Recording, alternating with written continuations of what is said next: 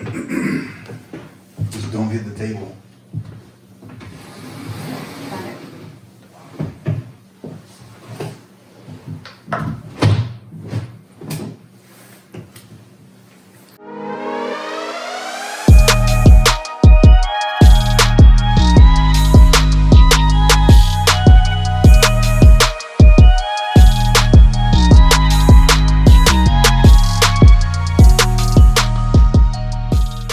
All right, welcome to the Jacob Gospel Podcast. Jacob and Brandy Gospel here.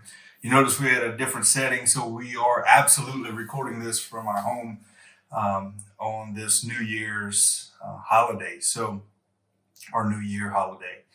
So, welcome to 2021. We are now officially in 2021, and man, it's great.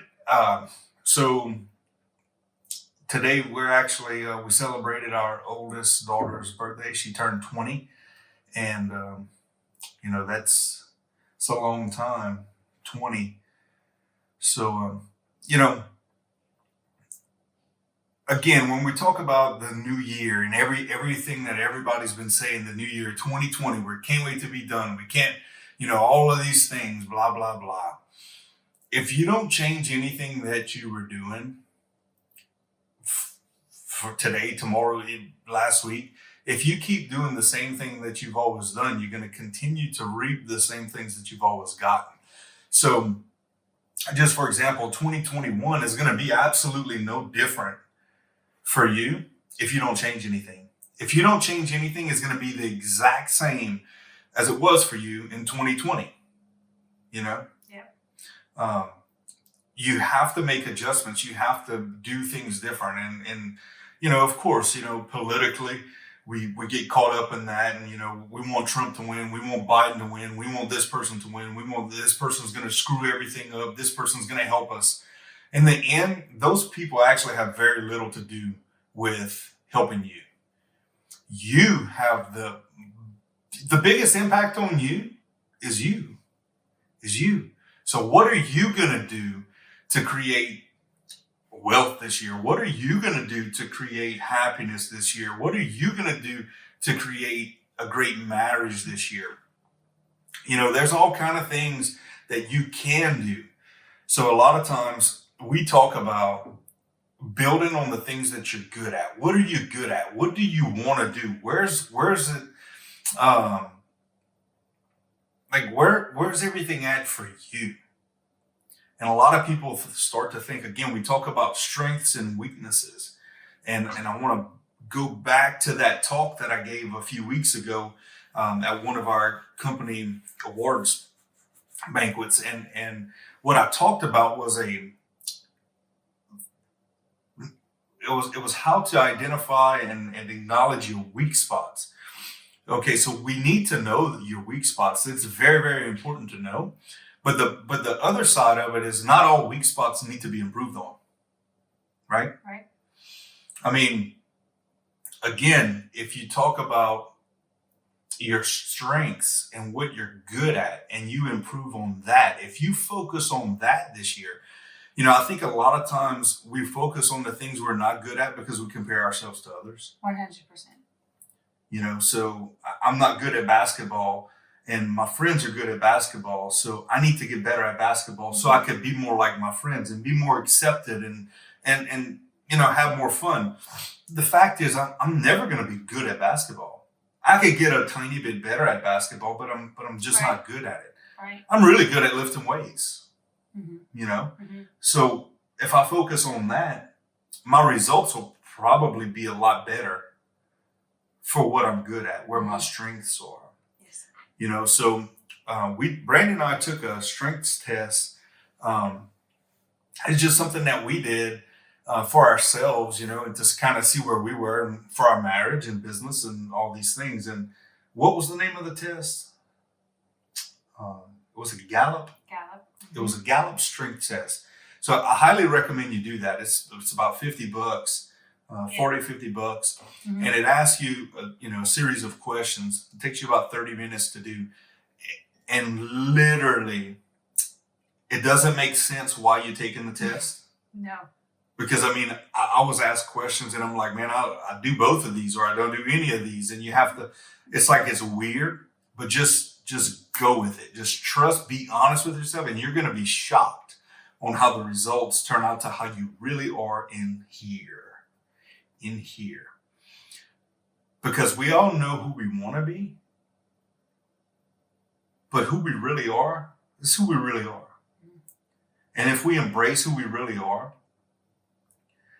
and not have that feeling of needing to be judged by other people, man, that's freedom. And then people could respect that because you're being you. You're being authentically yourself, unapologetically. And we were shocked by the results that we got. Not really by like my number one, not really by my top five. I think we were more shocked at how accurate the results were rather than anything else. 100%. Yeah. How accurate they described each of us and our personalities. Yeah, 100%. And you may need to speak up when you say that. Again, we're doing this from home, so if the audio is messed up, give us grace. So with that, my number one was activator. What was your number one? Harmony. Harmony. The exact opposite. Like literally, I don't think we could have been more opposite on that. And because the activator is more like whatever it takes to make things happen. So if I have to get under your skin a little bit, if I have to annoy you a little bit, if I have to encourage you a little bit, like whatever it takes, literally. I'm still not how accurate it is. It really was. It is so accurate. And hers was harmony. Which means I want to keep the peace. We fight with no one. I don't want to. I don't like to see anyone be uncomfortable in any way. I will do whatever I can to make sure that everyone is comfortable and happy and it's peaceful, and the exact opposite. Right. You. Like she's looking how to make the peace, and I'm like she'll there with a machete. It's whatever. But what we did learn in that was that that's who I am and that's who she is. And hell, we spent years frustrated with each other, trying to make me be more like her and her be more like me, and forcing us into those situations that are really, really uncomfortable for her and really, really uncomfortable for me because, as you know, yes, it's uncomfortable to force someone who does not want to be confrontational, like Brandy, into a situation where she has to meet with that intensity, the tension in the room.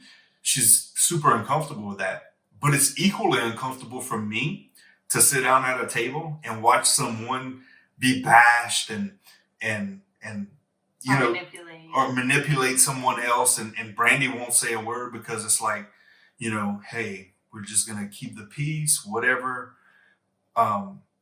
makes it harmonize better to not have that confrontation. That's what she does, and it's equally as uncomfortable for me to sit through that because I literally want to handle it right now. That's what the activator does. Everything is now. Yes. And but anyway, I don't want to get into our personality traits or strengths, should I say.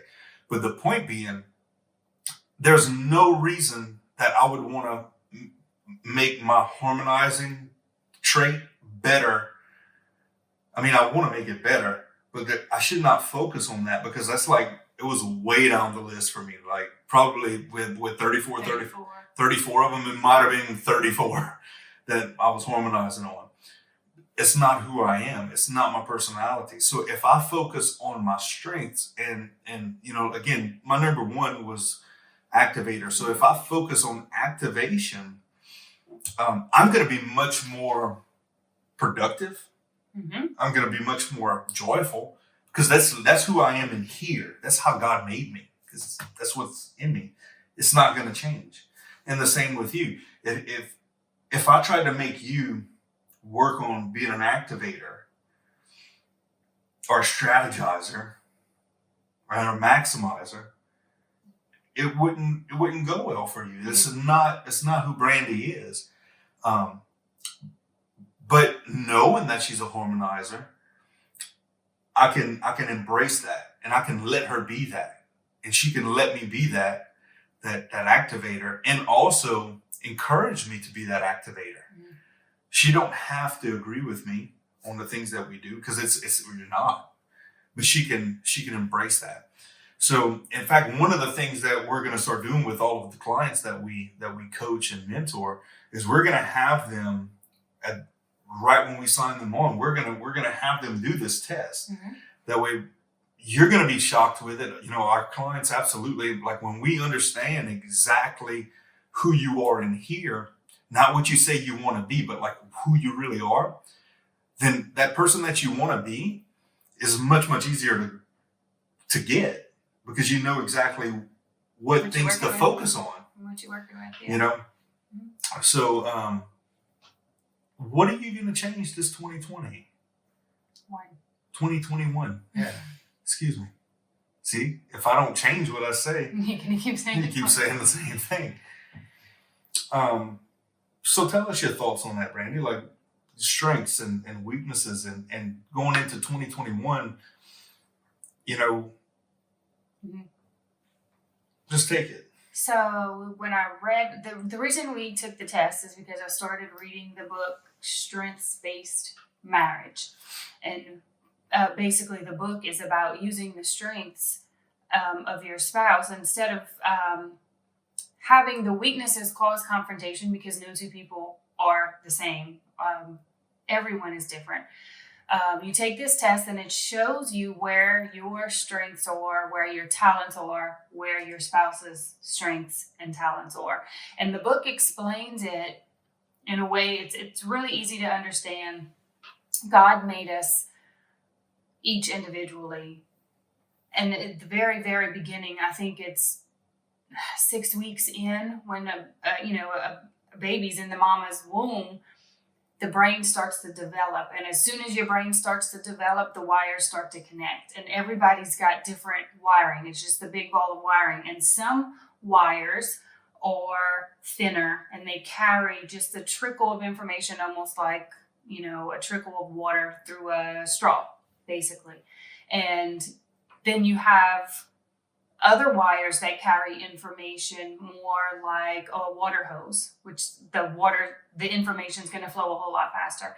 And then you have those connections that are basically like a fire hydrant, just flowing water. So somebody who is a good reader, their talent is reading. They can read at a high speed. Comprehension level is very high.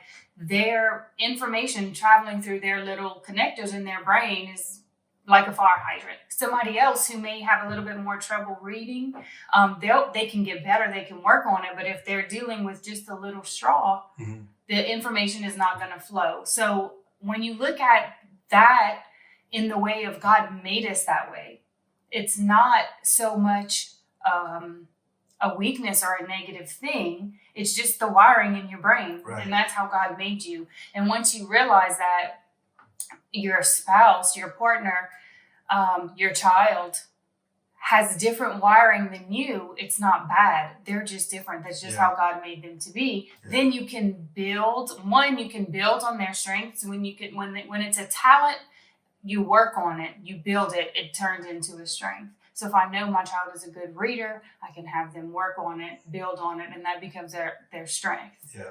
And instead of projecting what my strengths are onto them, Mm-hmm. I can help them build on their own, just like with you. If I expect you to be a harmonizer just like me, then I'm always going to be disappointed because God did not make you that way. Right. He made you to be an activator. He made me to be a harmonizer. And once we realize that that's just really how God made us, then it makes everything so much easier. Yeah. And there's a lot of weight lifted off when you can have that realization. Yeah, that's so true, because when literally in relationships, especially romantic relationships, they always say that opposites attract, and that's true. And then somewhere along the way, we start getting frustrated and mad and angry at our spouse because they're not like us. You know, I want you to pick up or wash the dishes or see something. And literally, in her brain, she's like, why can't you see that? And in my brain it's, I just don't see it. And really, it's because it's not important to me because I'm not wired that way. And then when I say that, it automatically says, well, it's important to her, so it's not important to me. So I'm a bad person, but I'm not. I'm just literally, I can't see it. Not like I'm choosing. I don't want that to be important to me. It's just not. It's not wired for me that way. And again, when that study that she was talking about where you kind of touched on the study of the readers, because So that was the example that they gave. Yeah. because they had talented readers and then they had less talented readers, and they thought they were going to give them the same training to advance their reading. And the people who were, you would think like the people who were excellent readers would have got a little bit better, and the people who were less advanced would have gotten a whole lot better, but it was the exact opposite. The people who, with the same training, the people who were excellent readers, it was like 20 times the words that they were reading before. Yeah. And the ones who weren't excellent readers barely even made an increase on the chart. And that just goes to show you, because I mean, I was an electrician by trade. I suck at being a plumber. But does that make me any less of a person? Any less valuable than the plumber? No. Is the plumber any less valuable than me? I mean, imagine, this boils down to comparison. We compare ourselves with other people and justify why we are better than them or they are better than us. And really, there's zero comparison. There's only differences. Right. It's just like everything, everything else. Everyone is different. We're all wired different. We're all built different. Our goals are different. So personalities, the way we see things, everything is different. And so I just had a conversation with my best friend, I think yesterday, and we were talking about our goal weight. And her goal weight is way different than my goal weight. We're two different people. We still have the goal to be at a healthy weight because we want to be strong and healthy, but I'm never going to weigh what she weighs, and she's never going to weigh what I weigh. Yeah. She's a much tinier person. I can't judge myself as a failure because I don't weigh the same as her. Right. And it's the same thing with your strengths. You can't judge yourself because God gave you different strengths. Right. You just have to build the ones that he gave you and use those for the purpose. Yeah. I mean, and that's what, could you imagine if every electrician ran around and condemned everyone who wasn't as good as them in electrical and made them try to be, and everybody, all the plumbers, all the car salesmen, all the homemakers, all the TV repairmen, like every doctor, everybody turned around and was like, you know what, that electrician's right. I need to be better at electrical. And everybody just started trying to be a good electrician. Right. We would have nothing else in the world. Like that's just not how it's supposed to be. So don't judge people because their strengths are different than you. It's not that they have weaknesses, it's that they have different strengths. Right. And if we can get that. Yeah, and you can get to the point where you're comfortable with your strengths and you're comfortable acknowledging other people's strengths. Right. Then you can bring them together. Right. And then you got harmony. And then you have harmony. And then you could really make something good. It's like if we're having a party with my family, my sister-in-law next door she cooks amazing. It's just so good. So if I'm going to have a party, I'm going to call her and I'm going to say, hey, you're going to cook for us and I'm going to decorate. And that's how it goes. And then we have a party and everybody has fun. But I don't try to cook. I know I can't cook as good as her. And she's going to call me to say, hey, I need some help to decorate. And we can use each other's strengths. And that's how everybody can grow together instead of comparing and putting myself down to say, I'm not as good of a cook as her. Right. But God just didn't make me that way. It's not supposed to be like. I can get better. Right. I can practice and get better, of course. But you'll never be as good as her because you're not wired that way. Exactly. And same with decorating. She would never be as good as you because she's not wired that way. Right. You're wired that way. Yeah. And I just want to make everything pretty. and the thing about it is, it's like, man, when you get that and you think about, man, we can encourage each other in our strengths because my strengths are different than yours. Man. And how think about the insecurities that come off of you. Mm-hmm. Think about the pressure.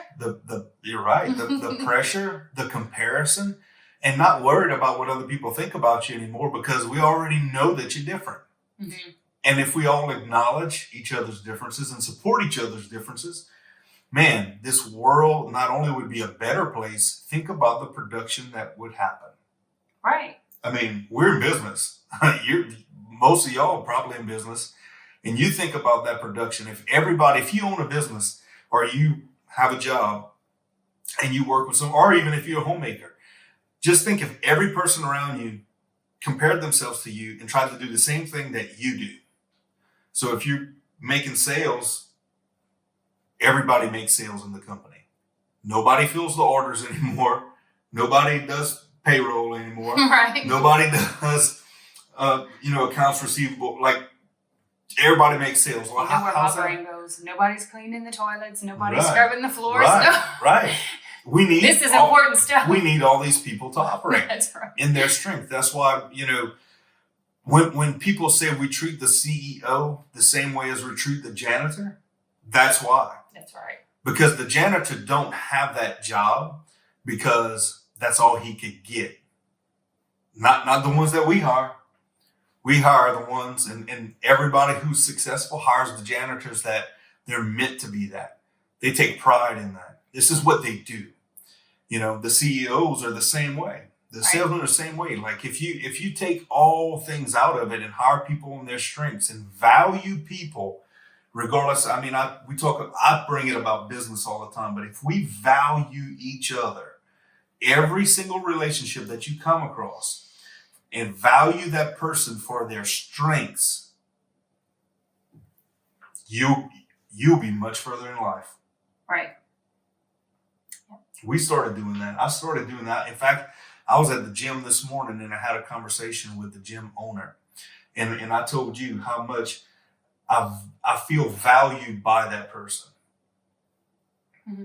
Just because he's always wanting to help. It's simply that. We're in two different industries. We both have businesses. I do business with him, and we met at that point of always wanting to help each other, always wanting to support each other. I support him by giving him encouragement. Telling him thank you for just wanting to help me. Right. Always making sure that we're taken care of when we're there. And that's just one. That's just one. You talk about your sister-in-law that lives next door. You value the fact that she's a great cook. Mm-hmm. She values the fact that you are great at decorating. Mm-hmm. Many times, and especially right now with all the turmoil going on, that could be easily reversed where it's like she resent her for being a good cook, and you could be resented from her about being good at decorating. Then guess what? Well, I'm not going to call her to come over here and decorate because she's going to try to show off or whatever. Yeah. Then guess what? Nobody eats well, and it looks like shit. But when you work together and acknowledge each other's strengths and value each other's strengths, now everything looks good. We eat good. And there's peace and harmony, joy in that. It's happiness. And it's really how God created us to be. It really is. Anything else you want to add? Probably a lot, but we're going to touch back on this. We could probably do a whole another session on this because we do have to address weaknesses at some point. So maybe next time we might do a series with this one. We can talk about addressing weaknesses. We might do 2 or 3 more podcasts on this. And again, this is really important, and you will see us bring this up year after year after year, because the more we learn and find out, the more we want to tell you guys. And the only way that we learn and find out is a lot of times by doing, by living. Yeah. And I'm still reading the book, so I know I'm going to learn some more too. So, but I just wanted to start with this podcast talking about acknowledging strengths, valuing people's strengths, and most importantly, right now, for you to know your strengths and know that you're okay because you're different than someone else. Hmm. You're supposed to be this way. And and if you've got questions on that, go ahead, send us an email, jacobgospel.com. They have a link on there. Hmm. Or if you don't get to the website, it's jacob@jacobgospel.com. You could go ahead and send us any questions you have for anything, any topics, but specifically this podcast. If you got any questions on the Gallup test and you want to know how to get there, things like that, what to do, we'll be glad to guide you along that path, because it is worth it. Because I'm telling you, when you're gonna see how you really are, and when you read it, it's like it's kind of like someone looked in your life and exposed you to Hmm. yourself, Hmm. you know, and it takes the facade of who you're trying to be, and it really points it on who you really are. And you could throw that facade in the trash, because who you really are is important, and it's who you're supposed to be. So, like always, go ahead and share this video. Go ahead and like us and follow us on Facebook, YouTube, Instagram, all the podcast places that we don't know about. And we love each and every one of you. If you got anything, go follow us at jacobgospel.com. We have a page on there for podcasts. And we'll talk to y'all soon. This concludes Jacob Gospel Podcast.